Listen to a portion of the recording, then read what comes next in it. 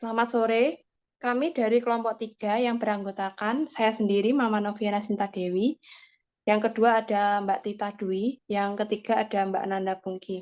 Di sini kami ingin menyampaikan hasil diskusi mengenai permasalahan arsitektur perbankan di Indonesia yang terjadi pada saat COVID-19.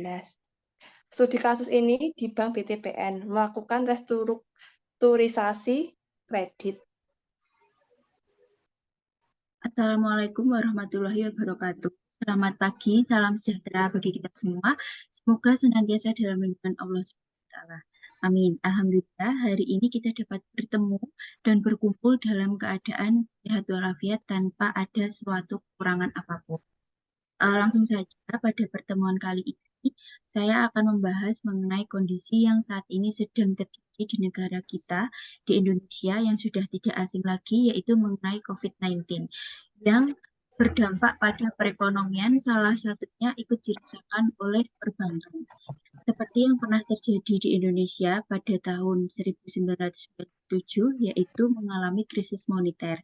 Untuk meminimalisir agar kondisi tersebut tidak sampai terjadi yang disebabkan oleh COVID-19, maka kita perlu adanya antisipasi, khususnya pengguna pembiayaan melihat tidak semua nasabah kita sebagai seorang pegawai negeri sipil, tetapi juga banyak dari kalangan pedagang maupun petani. Amin. Waalaikumsalam Amin, warahmatullahi amin. wabarakatuh. Waalaikumsalam warahmatullahi wabarakatuh. Iya, Bu, melihat kondisi saat ini banyak korban dan pembatasan sosial yang diterapkan oleh pemerintah sehingga menyebabkan perekonomian terganggu. Selain itu, pemerintah juga memberikan keringanan kredit selama 3 bulan hanya untuk membayar bunganya saja. Keringanan kredit yang diberikan pemerintah berlaku 3 bulan. Dan tahap selanjutnya yang perlu dipikirkan yaitu setelah 3 bulan, apakah program pemerintah akan diperpanjang atau tidak. Namun, jika kondisi ini terus-menerus juga tidak baik. Untuk posisi performan, perbankan melihat dengan jumlah nasabah yang tidak sedikit dan pembiayaan yang berjalan sangat banyak. Hal yang perlu kita lakukan yaitu untuk mengantisipasi kredit macet, mengingat salah satu enam dari program arsitektur perbankan Indonesia mengenai meningkatkan akses kredit dan pembiayaan UMKM, serta mendorong perbankan untuk pembiayaan kepada UMKM, khususnya bagi nasabah yang berpenghasilan rendah di daerah pedesaan. Sangat setuju dengan pendapat Ibu Nanda, bahwasanya kita sebagai pemilik modal harus memiliki selangkah lebih awal untuk mengambil keputusan untuk menghadapi resiko-resiko kemungkinan yang akan terjadi akibat COVID-19. Ya, benar. Selain itu, saya pernah membaca artikel mengenai masalah kredit macet dengan NPL yang melebihi 3% akibat adanya pandemi COVID-19 ini. Alhasil, OJK mengeluarkan kebijakan baru mengenai restrukturisasi kredit untuk mencegah bank di Indonesia agar tidak terjadi kolaps. Program restrukturisasi dilakukan setelah program keringanan kredit pemerintah atau sebelumnya?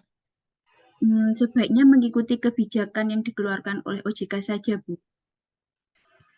Iya, betul itu, Bu. Karena saat ini pertumbuhan kredit industri perbankan itu kian menurun, sementara NPL-nya terus meningkat.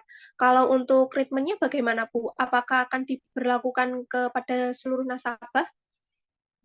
Tidak, Bu Nanda. Kita fokuskan kepada nasabah yang benar-benar terdampak, nasabah yang mengalami kerugian yang disebabkan oleh COVID-19.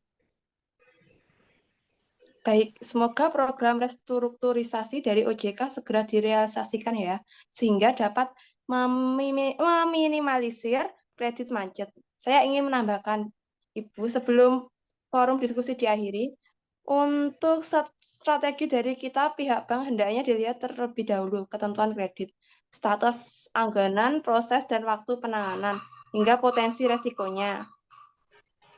Oh iya, betul itu, Bu. Karena nanti jika net present value atau NPV-nya dari penagihan lebih rendah dari NPV likuidasi agunan, maka bank akan melakukan upaya likuidasi aset debitur.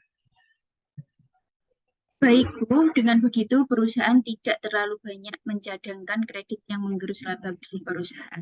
Terima kasih, teman-teman, atas asistensinya pada pagi hari ini. Semoga apa yang sudah kita siapkan bisa membantu perekonomian nasional. Saya cukupkan. Wassalamualaikum warahmatullahi wabarakatuh. Waalaikumsalam warahmatullahi Waalaikumsalam warahmatullahi wabarakatuh. wabarakatuh.